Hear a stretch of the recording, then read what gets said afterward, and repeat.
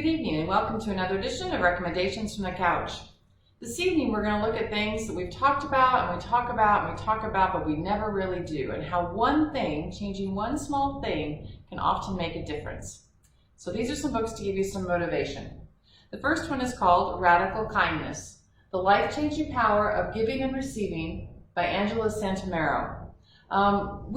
Especially now that we've passed the election and the new year has started, radical kindness can't be a bad thing for any of us. The gal that wrote this is one of the creators of Blue's Clues and Daniel Tiger's Neighborhood.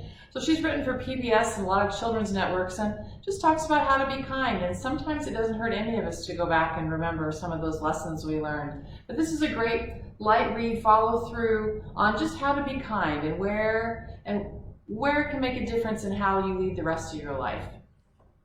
The next one, I just like the title. Someday is not a day in the week. 10 hacks to make the rest of your life the best of your life. And I am guilty, as I'm sure most of us are. There's lots of things I'm going to do someday. And unfortunately, someday really doesn't fall on the calendar. And if I really want to do some of these things, I really could. I just need to get off the couch and do it. This one really walks you through how to just make the time to do the things you want to do. And I like it because the very first chapter starts out with that it's okay to take a day. Find exactly how it reads. I should have marked the page. Now I'm not going to find it. Here we go.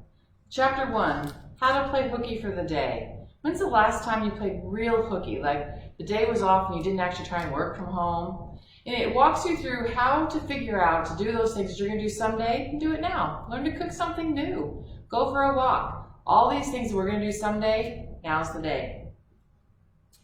We have a number of books on this topic. This one's called Outsmart Your Smartphone: Conscious Tech Habits for Finding Happiness, Balance, and Connection in Real Life by Tachi Davis.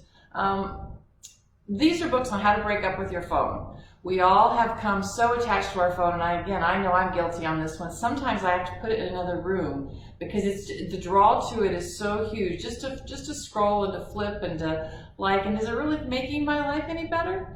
Not necessarily. This one talks about, the smartphone syndrome and what really makes you happy. And is your phone making you happy? And is your phone keeping you from doing things that you're going to do someday because you're on your phone all the time? It just gives you some perspective, and it draws yourself to the attention of how much time we really are spending on it, and the time we spend on it could be spent smarter. So outsmart your smartphone. And lastly, this one is called This Is Your Brain on Food: An Indispensable Guide to the Surprising Foods That Fight Depression, PTSD, ADHD, Anxiety, OCD, and many others by Uma, I'm probably not going to do this one right, but I think it's Naidu, who is a physicist at Harvard Medical School.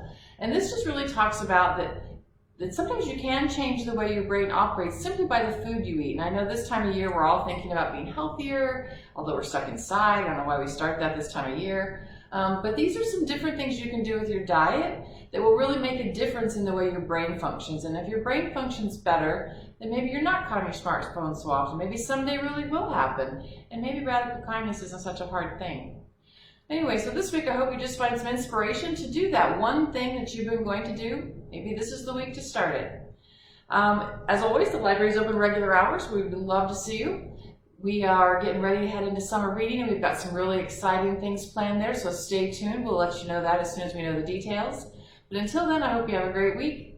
Until next week on the couch.